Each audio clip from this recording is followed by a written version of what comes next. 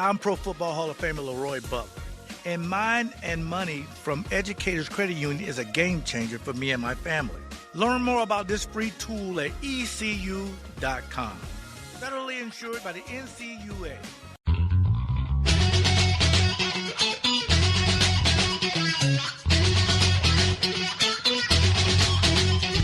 Live from multiple locations via the miracle of Skype, it's the LTN Hour. Let's talk NASCAR with your host, Todd Bailing. Co-host, Ed Kaluka. Featuring Dangerous Dan Margetta and Brian Schmidt. LTN is a caller-driven program, and your participation is encouraged by calling 414-421-7901. That's 414-421-7901. Now, the creator and host of the fastest hour in radio, Todd Bailing. And happy spring, everybody. Glad you could join us. Getting ready for our road course at the Circuit of the Americas in Austin, Texas. Todd Bailing in Phoenix, Arizona, joined by my three partners, beginning with Ed Kaluka of West Bend, Wisconsin. A little snow up there this week, huh, Ed? Yeah, a little bit of snow. Formula One is invading NASCAR today. Pretty awesome. It's a pretty awesome-looking racetrack for a Formula One race. Dan Margetta of St. Francis, USA. Hey, man. Hey, good morning. Yeah, we got some F1 guys, some ex-F1 guys with Jensen Button and Kimi Räikkönen, and we're turning left and right for the first time this year. And Brian Schmidt of Ootsburg, USA, who's been plowing snow, I guess, right? Yeah, you said spring. You sure could fool me. Yeah, hopefully this stuff is gone pretty soon. And, yeah, we're looking forward to some road racing today and the new strategies without having stage breaks. I think there's going to be more strategy involved in this, and people that are kind of fans of road racing are going to really see truly how road racing works today. Interesting that the strategy for this race, the question would be, are drivers going to try to maximize their stage points? It's not a stage break. What are we going to call this anyway? This the point break? No, it's not even a break. It's just a point award at a certain time in the race, right? Lap 15? Yeah. Yeah, it's going to be, it's just going to be that they're just going to award the points at that particular lap. So, like, if you remember way back in the old days when they awarded, like, the halfway bonus, it's going to kind of be like that. They can do it one time, Brian, or twice? Twice at the same spot. The stage breaks, the stage endings are going to be at the same spot that they always were. You're just not going to throw a caution. So you don't know. I mean, this race, there could literally not be a caution today. I highly doubt it. But what kind of warning will a driver get that a stage warning is coming up? Whatever their spotter tells them. That's okay. And television will be talking about it. Otherwise, next time by we'll be awarding points. There are those who are going to try to maximize their points. I guess because I am not as versed in road course racing as my partners are, I would like to know whether or not the stage point award laps are going to be important as to the overall. In other words, are you worried about that, or are you worried about winning the race and pitting accordingly? That's what it can get you if you don't pit at the right time. And I mean, it happened in the earlier races with untimely cautions. You don't know when they're going to come out. If you get caught, you can have a fast car and be buried in the field. You're going to have to somehow plan your strategy, and guys are going to go off different strategies, and maybe you throw away the stage points to go for the win of the race. You guys got to see where you're at and play your hand. Kyle Busch got that lesson yesterday by having the wrong strategy for the race that cost him the win. He ended up second. And the old saying in road racing was, you want to be the first person to pit last. So you always set up a road race backwards. At least that's how they do it in IndyCar and IMSA and all those other series. You kind of set it up backwards so that you know that at this point you're going to maximize your fuel and you can pit.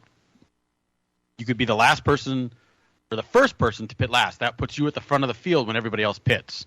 So that's the strategy you're going to want to tweak. However, the other question is going to be, is their tire fall off today? The Truck Series race, you saw some guys only pit once, some guys pit twice because of tire wear. And this track has, 20 turns, a lot more tire wear than you get at, say, Watkins Glen, where you only have 7 turns. So be very interesting to see how this works. It's very frustrating that Road America does not have a cup race this year, because this is exactly what we were hoping for. When people complain how boring the races were the last 2 years that they had it there, this was their solution to that. And now we're not going to see it here, unfortunately. But It's a very odd layout. 3.41 miles. The pit time was like 2 minutes and 15 seconds. Willie Byron is the pole sitter today. Hendrick's best driver. And it's a 68-lap race, wherever they come up with that. And you think, when you hear an odd number like that, you think, well, that must make it exactly, like 250 miles. No, it's 231.88 miles today. Very odd the way it's, broken apart. Laps 15. TV windows, Todd. They're trying to fit it into a TV window. That makes more sense than anything else. Will be televised on Fox 6 today in Milwaukee. The green flag is at 2:49 Central. You will hear coverage right here on the Big 920 beginning at 1:30 this afternoon. Perfect day for racing. It'll be in the mid-70s. There is a 15% chance of precipitation, but I don't think I would hold my breath very much for that one. And it'd be nice if it rained there. They got tires. They got tires. Yeah, Ed, careful what you wish for. We had rain here not that long ago, it seems like, and things were quite the cluster with the rain. It wasn't just rain. It was torrential downpour and 4 inches of water standing on the racetrack, and all of a sudden, Jesus, maybe these wipers aren't quite what we were hoping for right here. Yeah. Well, rain tires, we'll see. As Ed mentioned, there's been some racing on the racetrack this weekend. A.J. Allmendinger wins in the Xfinity Series. He's a pretty good road racer, isn't he? Zane Smith takes advantage of some strategy and wins the truck race. Ty Majeski had a good race all the way around. Did we know he was this great of a road racer? My God, this is the type of thing you want to put together if you're doing a run for a championship, isn't it? Qualified third, ended up third after his teammate had a problem in the last lap. Pretty awesome performance all the way around. Ty Majeski looking pretty dang good. So far, they've looked really strong in the first races of the year. I mean, just as far as putting everything together, getting their ducks in a row, and going for a championship. I mean, they're not having perfect races, but they're capitalizing and getting what they can get out of each one. And Ty's got a road race win under his belt, right, Brian? Yeah, he won the TA2 race, I want to say 2018 or 2019 at Road America, early in the morning, if you're there early enough to see it. He made some passes at the end to do it. So he's accomplished road racing. Remember, he ran with when he was part of that Roush group for a couple of years, he ran with their the Pilot Challenge series, the sub-series to IMSA. He ran at Daytona. He ran at Road America a couple of years with it. So he's got more road racing under his belt than one would think. Guys who have a pedigree for racing on ovals, it's kind of hit and miss sometimes when you put them on a road course. Some guys are great at road course racing. Some guys are average at it, and some guys can't get out of their own way. Dick Trickle on a road course. There were stories from Jimmy Spencer following Dick Trickle around that he would talk about, and they were hilarious. Dick was not a road course racer and was forced into it, like the rest of them. Who would have known that with Ty's oval track pedigree, he would be this good on a road course? But good for him. You had to be a two-footed breaker on a road course? That's now jumping into Ed's department, who dealt with one-footed and two-footed drivers. Yeah, I had Ted Musgrave, who was two. A whole bunch of them that were, Jack Bowser and Dick Trickle were one-footed. All the rest of them were two-footed. It seems always the same as on a highway. It seems like there's always that the temptation to drag the brake. And then you got A.J. Foyt. Now, that was totally different. He wanted to clutch in the middle because he couldn't get his legs together anymore. So the brake had to be on the left side and his right foot over the throttle, and his clutch had to be in the middle. Wow. I never knew that. Isn't that interesting? The greatest driver probably in the history of motorsports, and the clutch was in the middle? Good God. I learned some really neat things on this program, and we're glad you tuned in for it, that's for sure. We're racing on the Circuit of the Americas. It's going to be road course time today. William Byron starts up front. Reddick will start alongside. Cindric and Jordan Taylor in the 9 car. What does that mean happens for our own most popular driver, Chase Elliott? He is going to be a guest commentator today on Fox, but he's not going to be at the track, apparently. You'd say he's probably home in home in beautiful, humid downtown Georgia. No, he's not in Georgia. He never left Colorado. He's sitting out there, and he's going to do it from Colorado. So we're going to take a break and be back. We're glad you tuned in for this program.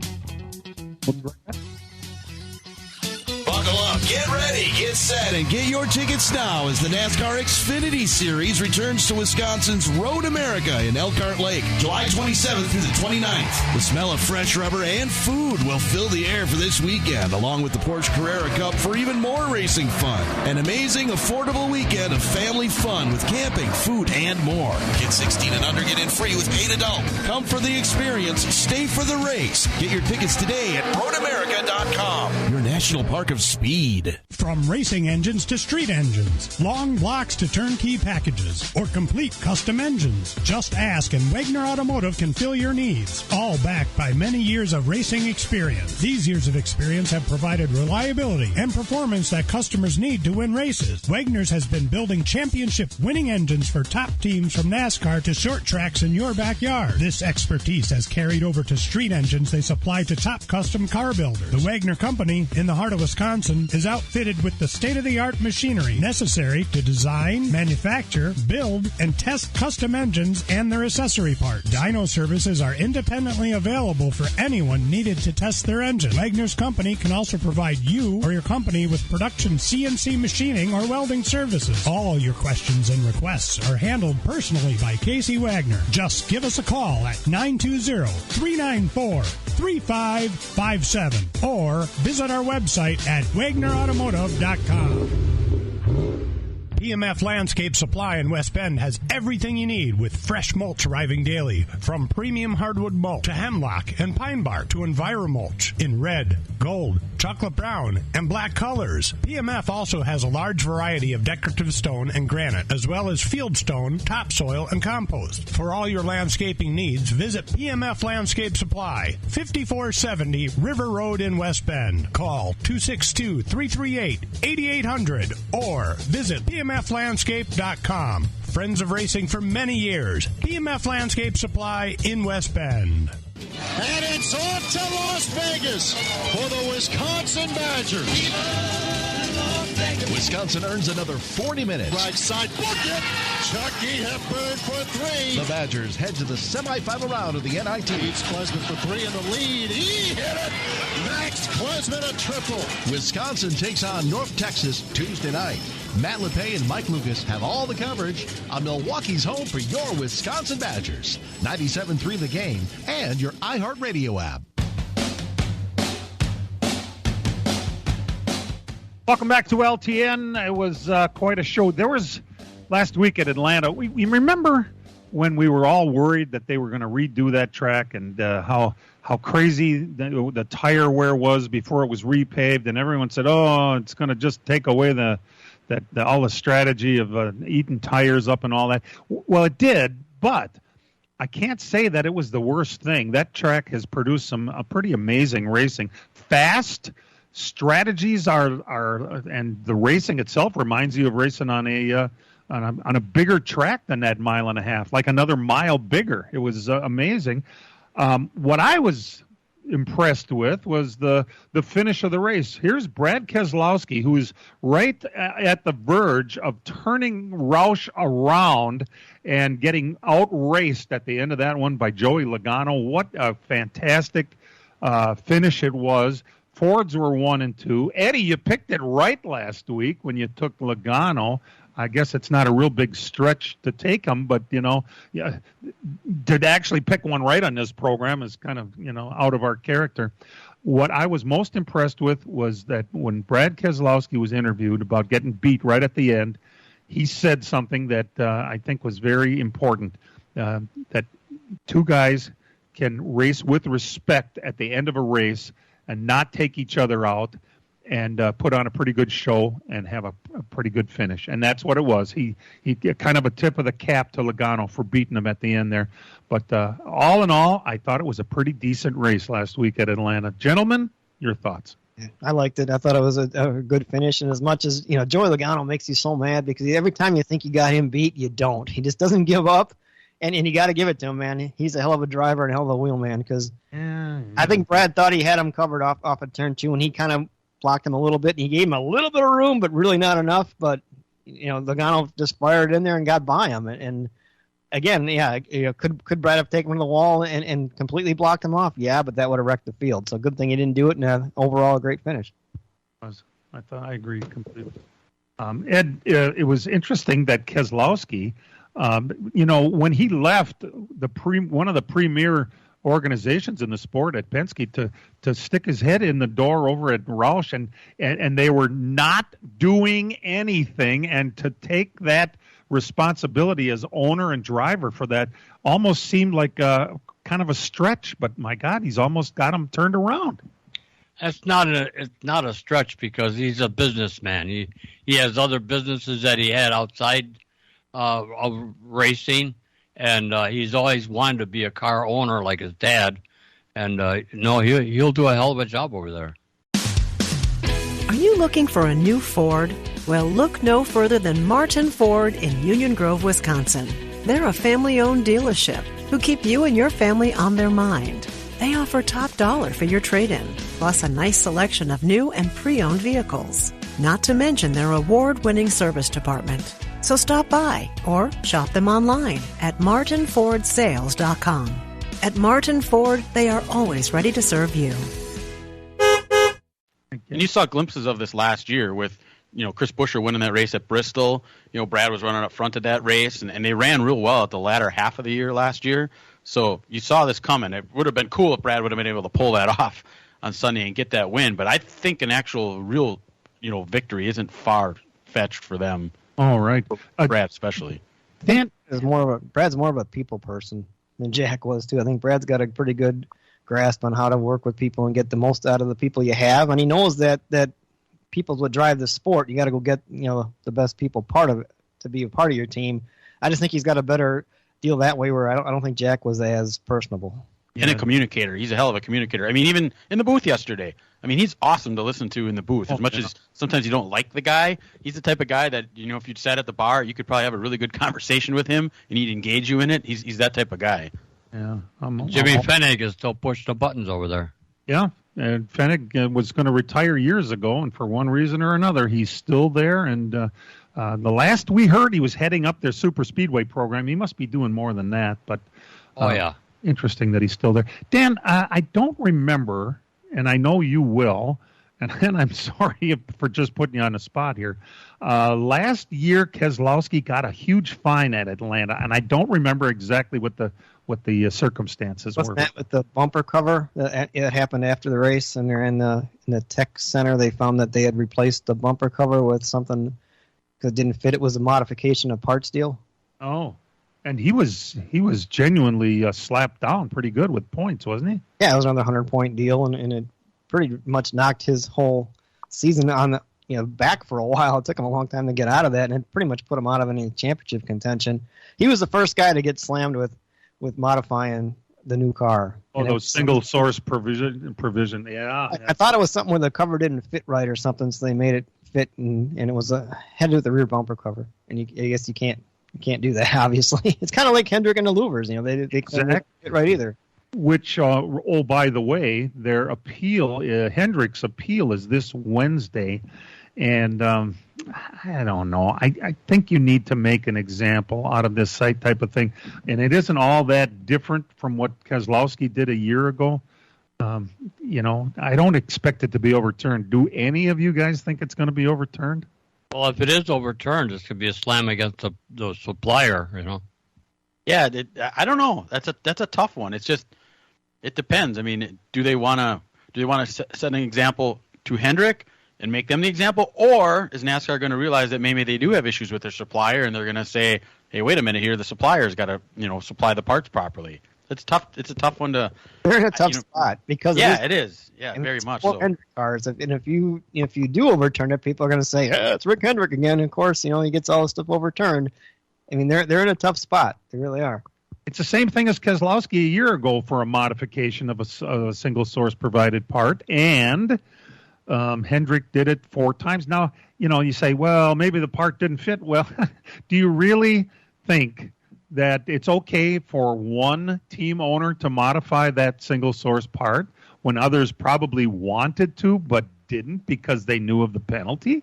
Then you got the 31 car who had them taken on one side, not all the louvers, just one side of the louvers. So I mean that maybe has an argument that says maybe they don't fit, because why would a team only do it for one side? And you have Chad Knaus saying, we told NASCAR there's issues with these parts and they wouldn't do anything about it. So I don't know. If you don't see all the evidence, we really don't know, but it would be cool to really be able to see all the different evidence out there and see what they all have to say, and then you have to come up with a verdict on it.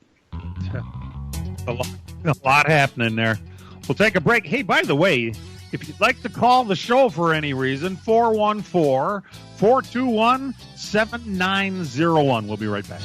As a growing manufacturing company, we needed security solutions. We chose Bonafide because of the services they offer, pricing, and trusted reputation. But it's their outstanding service and support that convinced us we made the right choice with Bonafide. When businesses need security, they contact Bonafide Security Solutions. From locks and alarms to safes and surveillance, we do it all. We are Bonafide. We protect what you value. For your free security survey, call us today or visit bonafidesafe.com. Miller Sales and Service is the Midwest's #1 Bravo trailer dealer for customer service and satisfaction. Serving the area since 1939, Miller's is located on the corner of Highway 57 and K in Random Lake. As the Midwest's #1 Bravo trailer dealer, Miller's has all kinds of Bravo trailers from 8 feet to 48 feet in stock. They also have a selection of B&B utility and dump trailers, reliable and Chilton open aluminum and steel trailers. With over 50 pre-owned low-mileage cars, trucks, and SUVs, Miller's has just the vehicle you are looking for. Miller's also carries a full line of Alumacraft boats and Manitou pontoon boats, complete with Evinrude outboards. Why not buy from racers who know what racers want and need? With Miller's Sales and Service on the corner of Highway 57 and K in Random Lake. Call Jerry, Tom, or Brad Miller today at 920-994-4358. That's Miller's Sales and Service, 920-994-4358. The new episode of the Larrabee and LePay podcast is available now. Wayne and Matt talk to former Badger Brian Butch about the NCAA and NIT tournaments. Also the latest from Green Bay. The Larrabee and LePay podcast, presented by UW Credit Union, with podcast sponsors Lockton Pools and Spas and Potawatomi Hotel and Casino. And available now on the iHeartRadio app or wherever you listen to podcasts. Imagine today's race. Jordan Taylor, Jenson Button, Connor Daly, Kimi Räikkönen, and Jimmy Johnson. Wow, quite a lineup. They're coming out of the woodwork to race at this race. Jordan Taylor, of course, is taken over for Chase Elliott and qualified 4th, so he's got a pretty good car. What were you guys telling me? He stayed out and qualified extra laps? I was watching qualifying yesterday, or listening to qualifying yesterday, and they had such limited. They had an hour of practice or 50 minutes of practice on Friday, so they had some decent amount of practice there. But he was out there and he set down a lap. I think he was like 3rd quick or whatever in the first session, and he stayed out there and continued to put more laps in, and actually raised it to 2nd in there. And the guys were commentating that tire wear being as it is there, he stayed out there, and that might hamper him when he goes out for the 2nd round, and it did. So theory is that if he would have parked it right after he set down that really good lap, his tires would have been fresher during the final qualifying session, and he might have had a shot at quick time overall. So it's not like they give these guys a chance to drive these cars and see what they feel like. I think he just, took advantage of a couple of extra laps of practice. Right.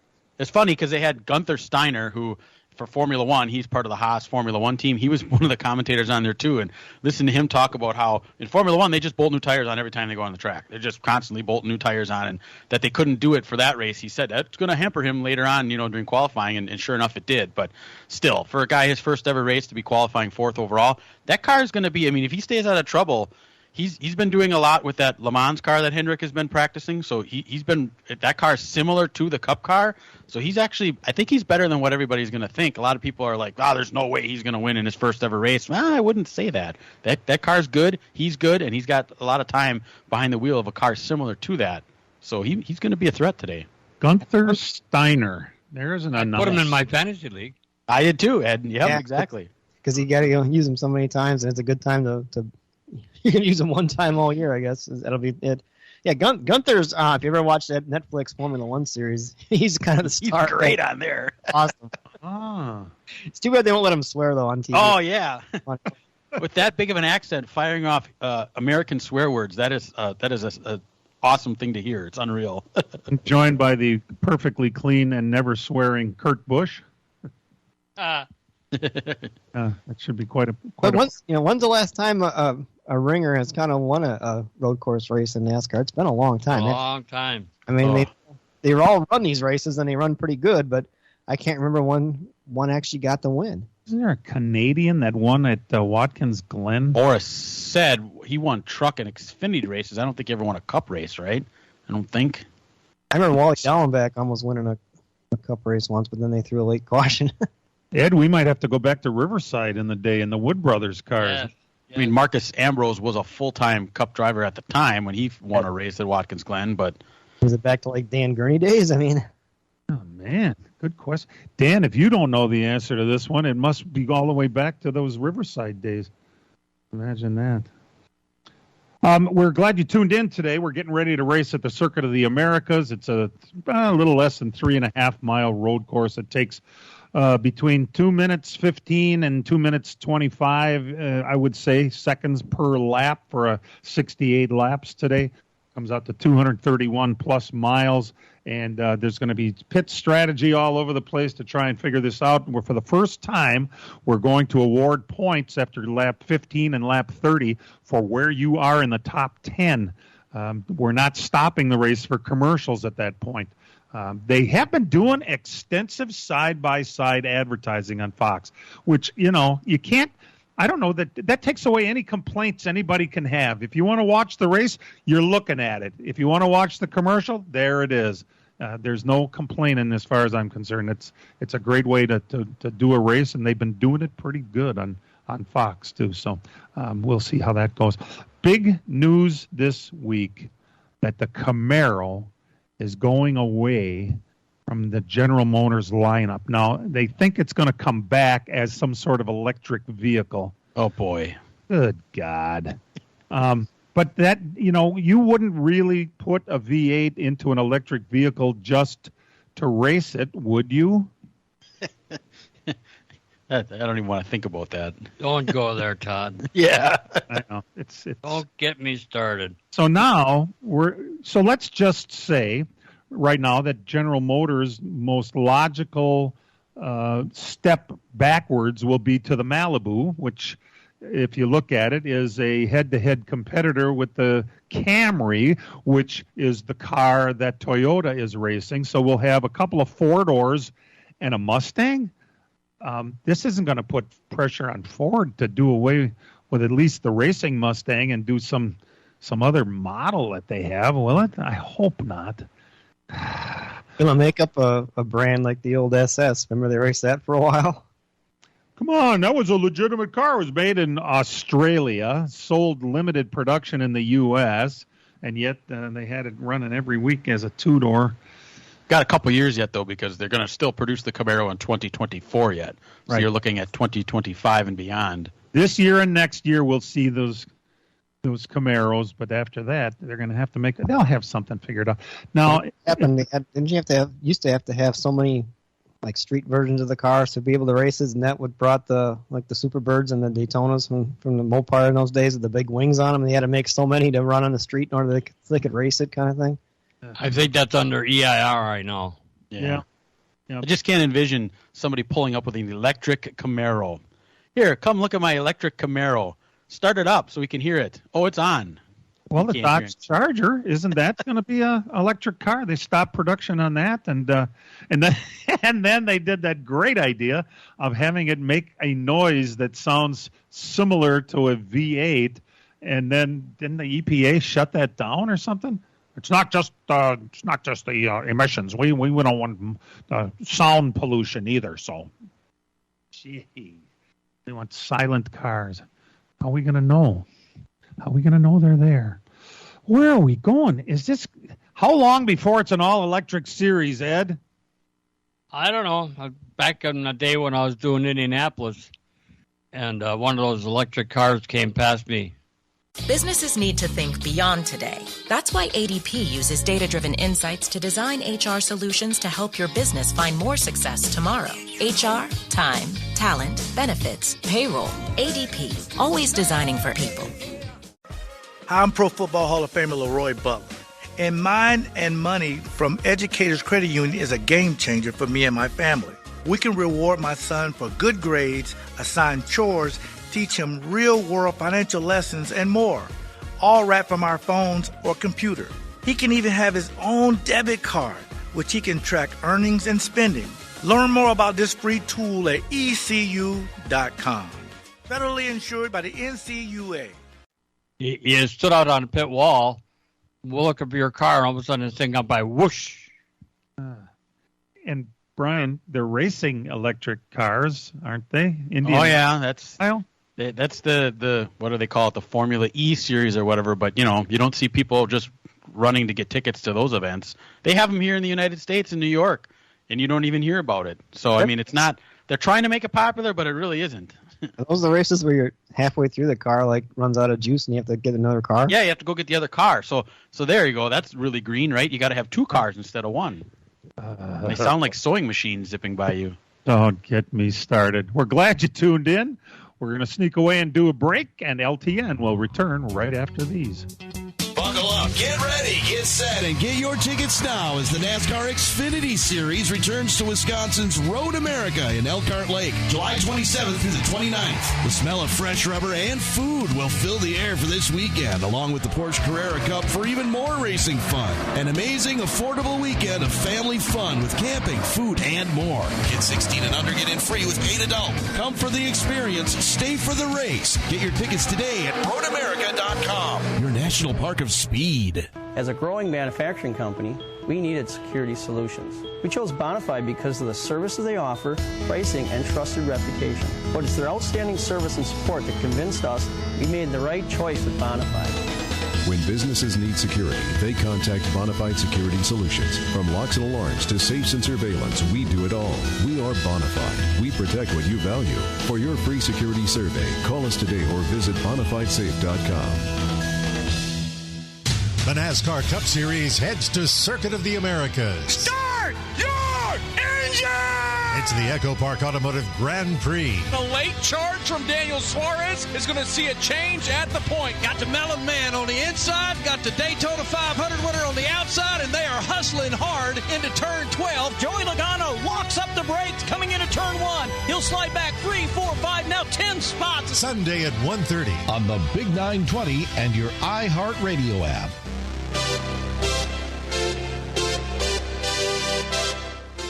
Welcome back to the program. Jumping right back into it. Get it?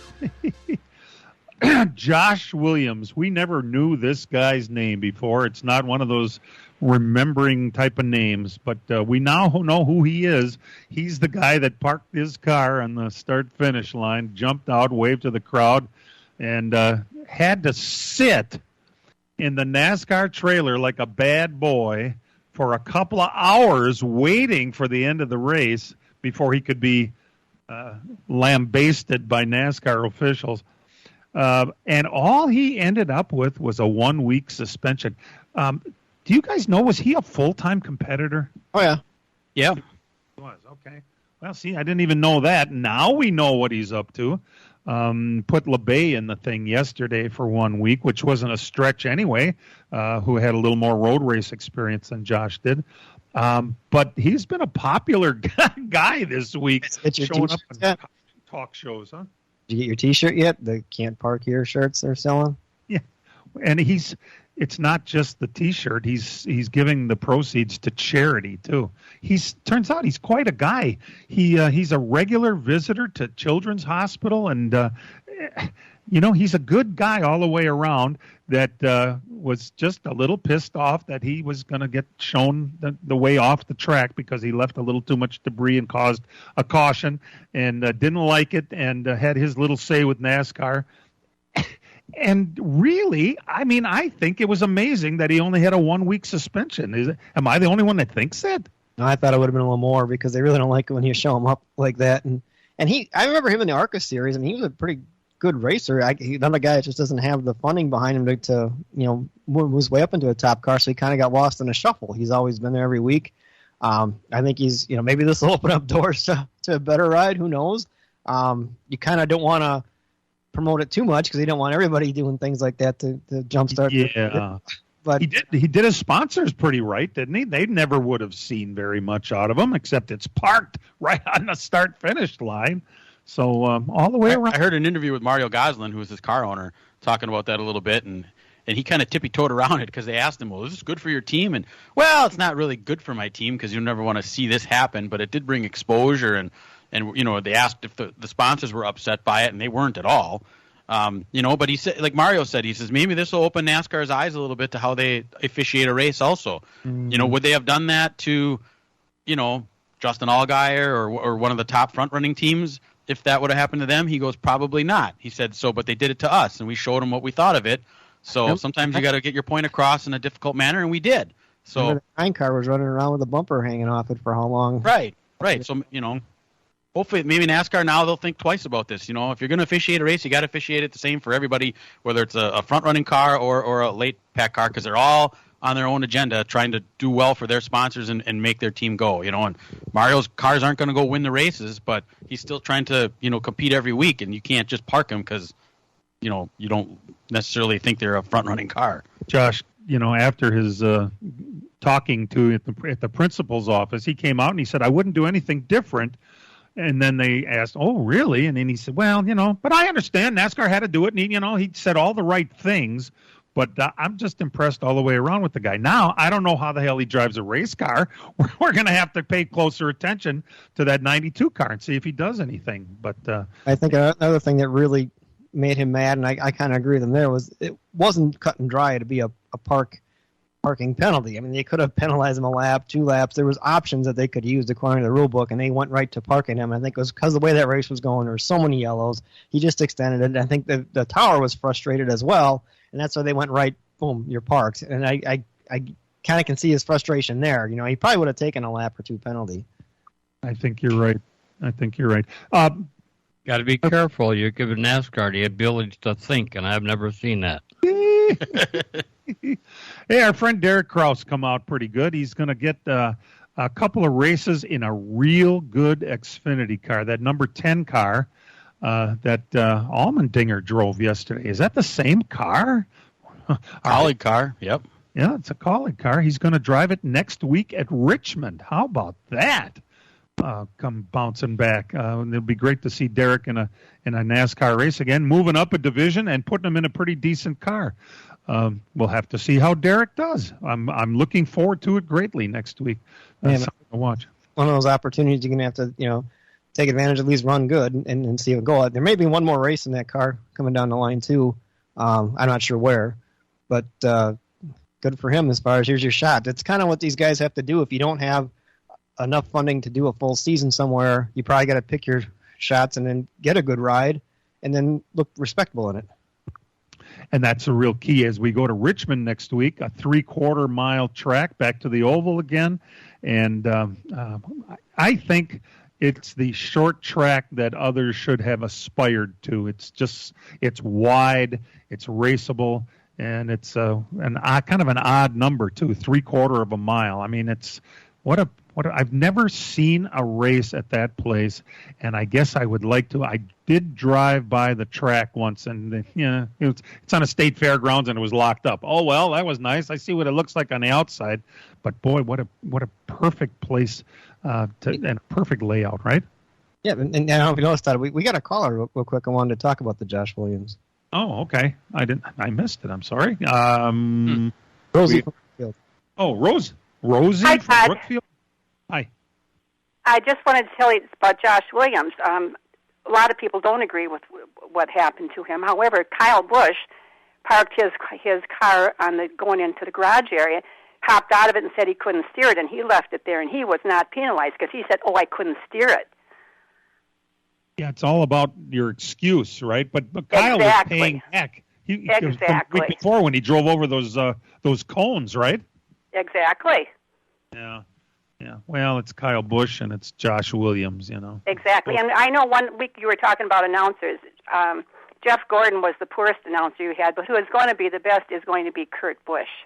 He knows everything about every driver, every vehicle out there, and is not a know-it-all and doesn't just watch his car like Jeff Gordon did. All he told you about was what the 24 was doing. Kurt is an amazingly good announcer, isn't he? Yes, he is. I didn't like him when he and Jimmy Spencer went at it. I hated him for a long time, but he is a very good announcer. And a whale of a race car driver. The guy wins it no matter what you put him in. Better than when he went there. Yeah, no kidding. Rosie, how wonderful is this that we have a female listener, especially one that is as up on NASCAR as you are. I think it's a real amazing thing that you finally called the program. Have you called before? I've called once before, but I don't know what happened to this couple of weeks with basketball or Super Bowl, whatever garbage is on, we couldn't find you. But I said, I don't know. I think we love you. On. But no, yes. I try to listen to you every Sunday. Well, isn't that wonderful? Rosie, we love you, and thanks for tuning in. We appreciate it. Okay, thank you. Bye. Take care. We're going to sneak away for a break. Brian's got some results. They're starting to race on the short tracks again with those paved cars. We'll talk about all that stuff right after these. Miller Sales and Service is the Midwest's #1 Bravo trailer dealer for customer service and satisfaction. Serving the area since 1939, Miller's is located on the corner of Highway 57 and K in Random Lake. As the Midwest's #1 Bravo trailer dealer, Miller's has all kinds of Bravo trailers from 8 feet to 48 feet in stock. They also have a selection of B&B utility and dump trailers, reliable and Chilton open aluminum and steel trailers. With over 50 pre-owned low-mileage cars, trucks, and SUVs, Miller's has just the vehicle you are looking for. Miller's also carries a full line of Alumacraft boats and Manitou pontoon boats, complete with Evinrude outboards. Why not buy from racers who know what racers want and need? With Miller's Sales and Service on the corner of Highway 57 and K in Random Lake. Call Jerry, Tom, or Brad Miller today at 920-994-4358. That's Miller's Sales and Service, 920-994-4358.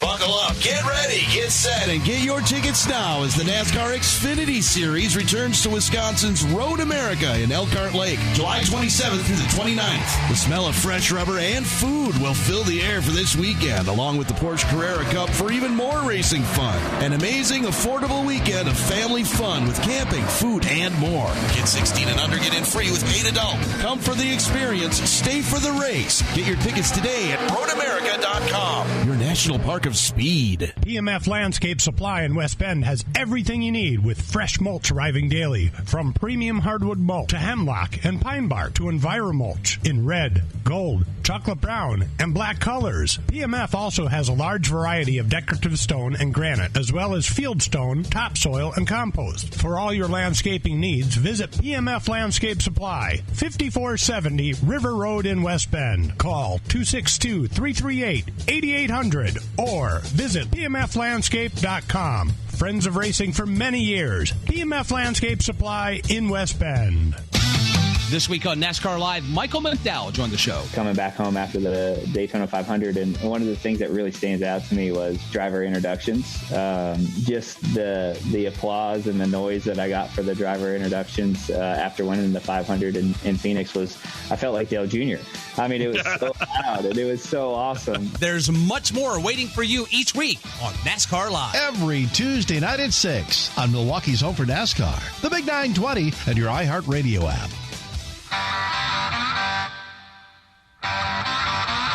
And now the LTN Hour presents Dirt on the Dirt with Brian Schmidt. Well, Mother Nature sure has not been a fan of dirt track racing in the month of March. If you look out your window in Wisconsin, you can tell we're not racing around here. It's the same way across much of the country. The big $20,000 to win Thal Brawl down in Davenport, Iowa, succumbed to rain. So did the $100,000 XR Super Series event down in Volunteer Speedway in Bulls Gap, Tennessee. That was rescheduled for April 15th. But they did race Thursday night in Humboldt, Kansas. The USMTS Modified King of the Americas, night number 1, 3,000 to win. Feature winner there was Terry Phillips. Can't have too much of a good thing, though, because it rained out on Friday night there. Night number 2 was washed out. Friday night in Talladega, Alabama, the Talladega Short Track for the World of Outlaw NOS Energy Drink Sprint Car Series was there. Buddy Kofoid picked up the win. Bill Balog made the trek down there with his new Aussie Motorsports team. That's the car that Scotty Thiel drove the last couple of years. They teamed up this year. He went down there, finished 15th in the feature. Last night, Yuma, Arizona, the Coco Pass Speedway and the IMCA Modifieds, Chaz Baca was your winner. Tulsa, Oklahoma, the Port City Raceway, the Power Eye Midgets season opener. Days and Pursley was your winner there. Humboldt, Kansas, they did get the final night of the King of the Americas in, $12,000 to win. Minnesota's Dan Ebert took home the big check. And finally, down in Columbus, Mississippi at the Magnolia Motor Speedway, the World of Outlaw NOS Energy Drink Sprint Car Series, Brad Sweet picked up the win. Bill Balog made the feature there also and finished 16th with his team. So good run for him with his Outlaw Series runs to start the season down there. And that is everything this week. We'll see. Dan and I are supposed to go down to Farmersville, Illinois next week for the World of Outlaw Late Model Series. If you look at the weather forecast, Dan, it doesn't look promising, but we'll see. That could hopefully change between now and then. And hopefully it changes. It's always a fun event to go to. And Farmer City is kind of in the middle of nowhere, Todd. It's the Illini 100. But once you go there, it's a unique racetrack. Are you looking for a new Ford? Well, look no further than Martin Ford in Union Grove, Wisconsin. They're a family-owned dealership who keep you and your family on their mind. They offer top dollar for your trade-in, plus a nice selection of new and pre-owned vehicles. Not to mention their award-winning service department. So stop by or shop them online at martinfordsales.com. At Martin Ford, they are always ready to serve you. I'm Pro Football Hall of Famer Leroy Butler. And Mind and Money from Educators Credit Union is a game changer for me and my family.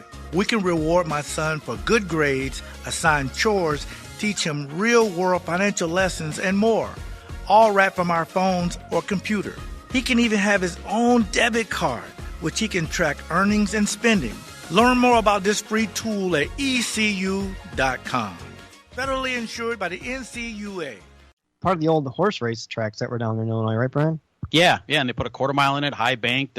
It's a little primitive the way it looks. So I heard they put some new bleachers in, but boy, if they hit the weather white, which is about a 50% deal in the 15 years they've been putting on this race, maybe about 15% of them get in. If they hit the weather right, the crowd is massive. So we'll see. It'd be nice because these guys are chomping at the bit to race. They haven't really raced since Speed Weeks. The World of Outlaws have. It's Friday and Saturday. They run one event Friday, and then they run the main event Saturday night. And the coldest I've ever been in a racetrack was Farmer City. That was a couple of years ago. It was like 30 degrees at a whipping wind. This isn't where they take the check through the bank drive-through at midnight, is it? That's Fairbury. Fairbury. All right. Well, we're starting a race on the paved tracks again. Last Sunday, it was a real shot for Ty Majeski to win his second straight Rattler at the South Alabama Speedway in Opp, Alabama, and took the challenge. He was fast qualifier, and they were going to give him how much money more to start from the back? Another $10,000. Huh. And he took the challenge, and right from the beginning, it looked like, boy, that was some smart money. He was passing cars right and left and moving through the field and actually took the lead, only to have Bubba Pollard run him down and beat him at the end. Two of the greatest short track racers this country has put on a show for him down there in Alabama. Pretty neat. So Ty ended up second. Jesse Love was there, finished second. Johnny Sauter was there. I'm expecting, I don't know why it seems to me that those guys are underachieving just a little bit. Driving for Richie Waters, who's as good as it gets. And, Johnny Sauter on a short track is about as good as it gets. And there's some sort of disconnect there. I'm not sure what it is. They're working on it. They're getting better. They finished ninth, but I think they're still trying to figure out that car. That's not a car that Johnny's used to driving. Johnny's always been a long-time Pathfinder guy. And when we were talking to him at New Smyrna, they were a little frustrated with their race car, right, Dan? I think they just got to get the bugs worked out of there, and they'll be all right. Yeah, you want to really motivate them, Todd. Start calling them out on the air.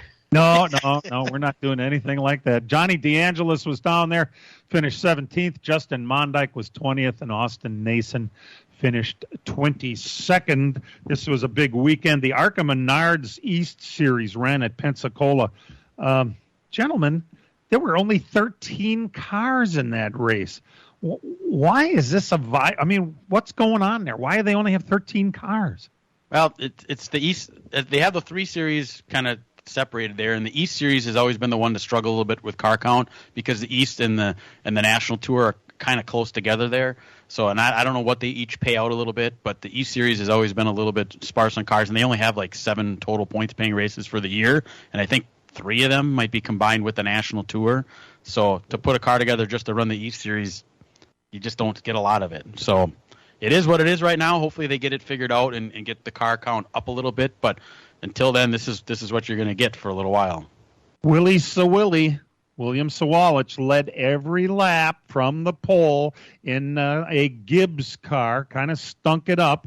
Luke Fenhaus was probably the story of the race, other than, one guy leading every lap, as he's in a new car, new team, and fought his way to second in that one. And Luke, yeah, he's doing all right. But boy, oh boy, to try and beat a Gibbs car, there's only, like they like to say, there's only 13 cars. How hard can it be? Well, when one of them is William Sawalich, that kid has really got it going on, no doubt about it. Right with them. I mean, for a brand new team to put that deal together and run right with them, I thought that was a pretty good opening run to start with.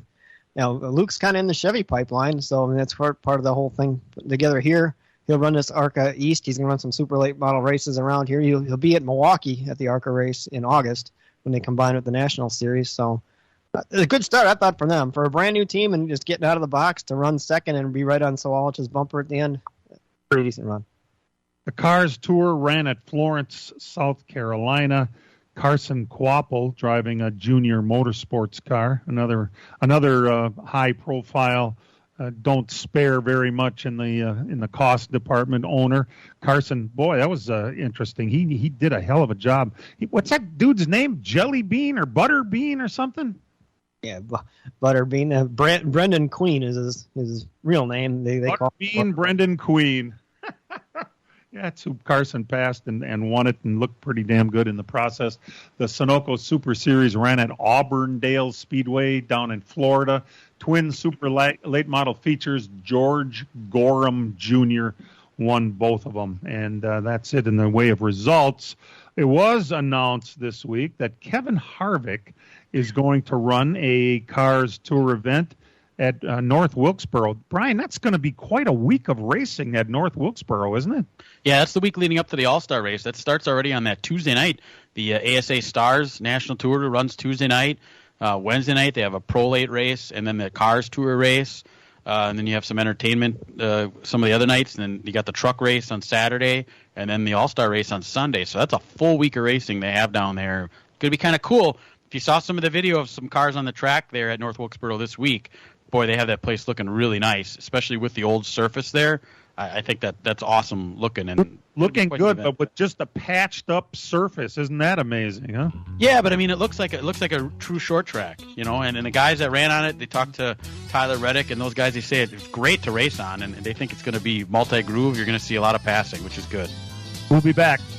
From racing engines to street engines, long blocks to turnkey packages, or complete custom engines, just ask and Wagner Automotive can fill your needs. All backed by many years of racing experience. These years of experience have provided reliability and performance that customers need to win races. Wagner's has been building championship-winning engines for top teams from NASCAR to short tracks in your backyard. This expertise has carried over to street engines they supply to top custom car builders. The Wagner Company, in the heart of Wisconsin, is outfitted with the state-of-the-art machinery necessary to design, manufacture, build, and test custom engines and their accessory parts. Dyno services are independently available for anyone needed to test their engine. Wagner's Company can also provide you or your company with production CNC machining or welding services. All your questions and requests are handled personally by Casey Wagner. Just give us a call at 920-394-3557 or visit our website at WagnerAutomotive.com. Buckle up, get ready, ready, get set, and get your tickets now as the NASCAR Xfinity Series returns to Wisconsin's Road America in Elkhart Lake, July 27th through the 29th. The smell of fresh rubber and food will fill the air for this weekend, along with the Porsche Carrera Cup for even more racing fun. An amazing, affordable weekend of family fun with camping, food, and more. Kids 16 and under get in free with paid adult. Come for the experience, stay for the race. Get your tickets today at roadamerica.com. Your national park of speed. Nothing beats March Madness. The pure sound of a swish, the rattle of a slam dunk, the fans on their feet for the big moments. And the action just keeps getting better until a national champion is crowned. On 97.3 The Game. Road course racing today. How about that? Ed, you picked it right last week when you picked Joey Logano, and knowing how we're not really too overly proficient in our picks, that was a good one. For today's race, I'm going to go way out on a limb here. Chastain wins his second in a row. That's what I'm saying. Ed, what are you looking at? William Byron. From the pole. Boy, he's really an amazing driver all the way around, isn't he? And he keeps getting better. And remember, he's still a young, what is he, about 25? He's amazing. And? Tyler Reddick. From the outside of the front row.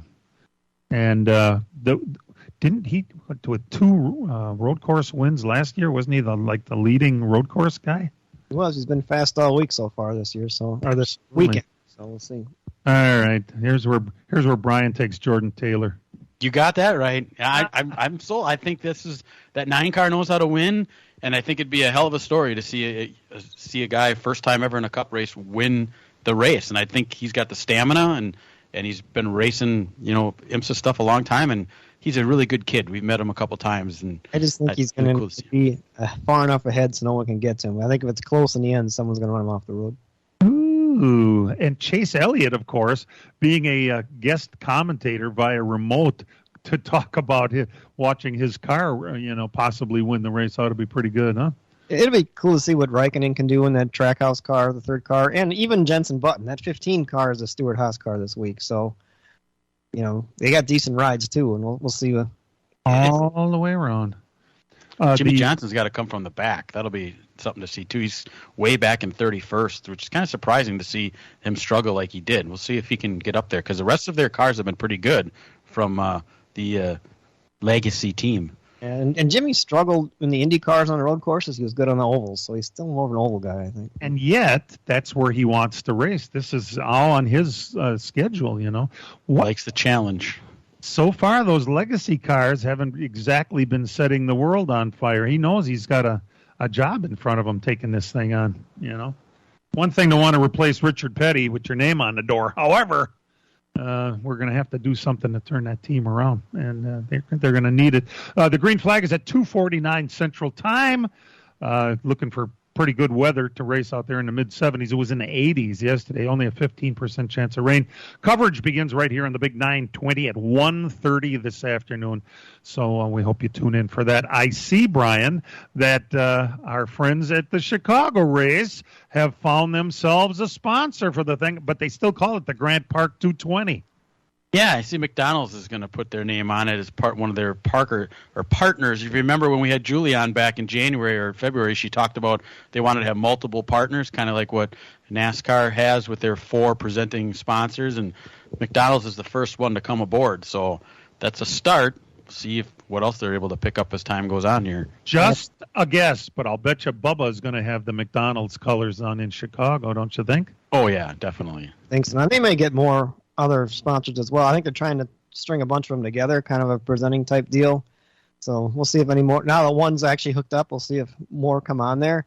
I think tickets are starting to go on sale for that race. And here's they are. I got an email this week from F1 Vegas. Pre-sale tickets. If you want to sit in the Mirage Grandstand, you can go get them on a pre-sale code and jump on there. How much? Take a guess. What do you think they were? One seat. $500. $2,200. Oh! And then you don't even know what seats you got. You're going to pick your seats in the order in which people buy them. Oh. What? Yes. And Dan, they're going to sell out. Oh, I know. Yes, that's the crazy part about the whole thing. It's a money world, I swear to God. Gentlemen, this coming Saturday, it'll be 30 years, believe it or not, since we lost Alan Kowicki. It just blows me away that it's been that long. It seems like just yesterday that he got started in NASCAR and made a mark immediately and started winning poles. And, the whole story, as we have seen over and over, has been just an amazing story all the way around. And to have it be 30 years this week is pretty amazing. The Brooks Pavilion at Alan Kowicki Park in Greenfield is not usually open to the public, but it will be open to the public this Saturday. So there's some activities going on down there. I believe somebody's actually going to bring his car, the Underbird, down and park it down there. Is it in Wisconsin right now? Yeah, I think Safro's got that car, right? And it's the one that he won. Was it Pocono? Last race in? Okay. His last one, oh my. And an actual winning car from Alan Kowicki. Well, that's pretty cool, and they'll have it sitting down there, and it'd be worth stopping in. And I don't know about you. I realize how fast time is flying by, but 30 years. Yeah, when you look back at what all went on in the last 30 years since that happened, and wow. And yet it's that long, but it still seems pretty recent as far as in my memories. We remember all that stuff going on. Yeah, it was just such a dark day, and how the sport has come, how far it's come. What would Alan Kowicki be doing today? I think it seems to me he would still be a car owner and be hollering at some poor kid to try and get more out of him in that car. Well, we'll be thinking about him this coming Saturday. We're very happy you tuned into this program. Don't forget, coverage for the race starts at 1:30 right here on the Big 920. And as we like to remind people every now and again, real race cars have doors, even if they do climb in through the windows. Let's Talk NASCAR is produced and directed by Dangerous Dan Margetta. Our elite engineer is Matt Losey for the entire group. We appreciate you tuning in. See you next week, everybody. This program has come to you live from multiple locations via Skype. Any and all comments expressed on this show do not necessarily express the opinions of this station, its employees, or advertisers. Your comments are always welcome at mail@ltnradionetwork.com. Find us at facebook.com/LTN Radio Network. And thank you for your support since 1985. Tune in again next Sunday morning at 10 a.m. Central Time for the LTN Hour on the LTN Radio Network.